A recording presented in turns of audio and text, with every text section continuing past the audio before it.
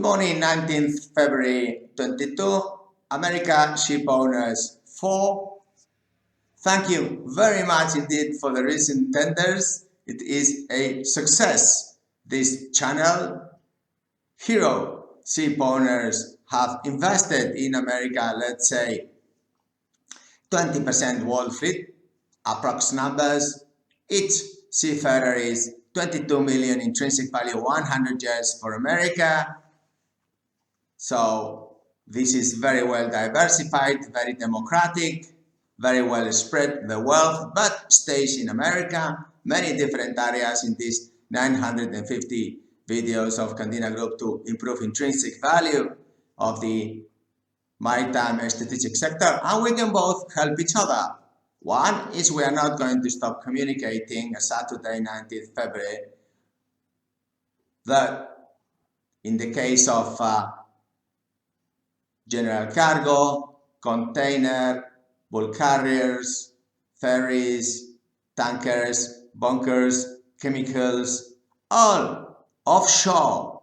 Thank you very much, dear USA ship owners, for the confidence in Candina Group so that we grow together. It's very obvious that this COVID has not really pushed towards corporate social responsibility investment in employing American crew. This COVID has done nothing but to just let us have this channel to communicate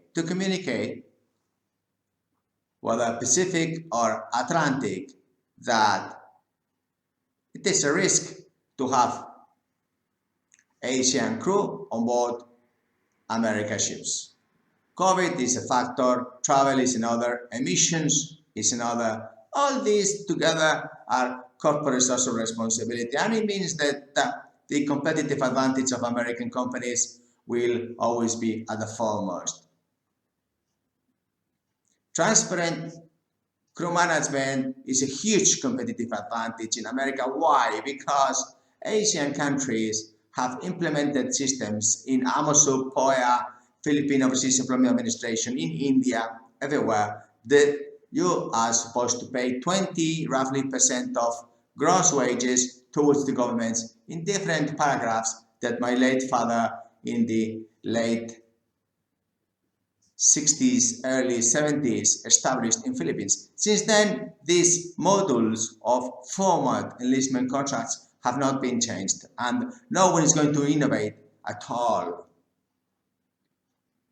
Therefore, 20% of wages of all Asian crew on board America go towards the governments of Asia, and this is something that it is a competitive advantage for American ship owners, because in Candina, again and again, I have made these agreements. I call them company tariff agreements.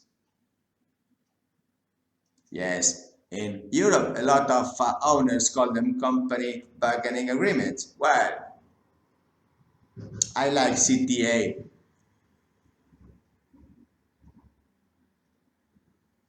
Therefore, these CTAs have 4 columns, which is basic wage, overtime, leave, and the social bonus. That's all. And all of them go towards the pocket of the seafarer. And this is a huge competitive advantage for all American seafarers that Candina has implied today at a 3% agency fee, plus the risk of recently there is some owners that have Filipino crew and they bring the COVID on board. We don't know why it is the reason that this is going on, but the question is, can we have risk-free crews? Why? Because the travel is shorter, therefore the risk of getting this disease, the COVID, is much smaller. As a statistician, if you multiply the risk of 0 times 0 is 0. But if you multiply the risk of 1 from Philippines joining on board with the COVID, then it's 100% risk. So, well, this is basic explanation, but the question is that if Honduran joins in Panama Canal or in Caribbean is very small risk of getting the COVID. Very simple. If you multiply times 20% world fleet and 20% of seafarers, you can, of course, get some statistics. As Charlie Munger would say, risk zero, my friends, and therefore we can invest in America. Those two things. So, this is my little thought of today. Thank you very much indeed for the attendance. I look forward this week to also getting in different segments and expanding in America. We will have to train the crew. That's good news. Excellent news. Thank you very much indeed for your time. Have a nice weekend. Like, subscribe.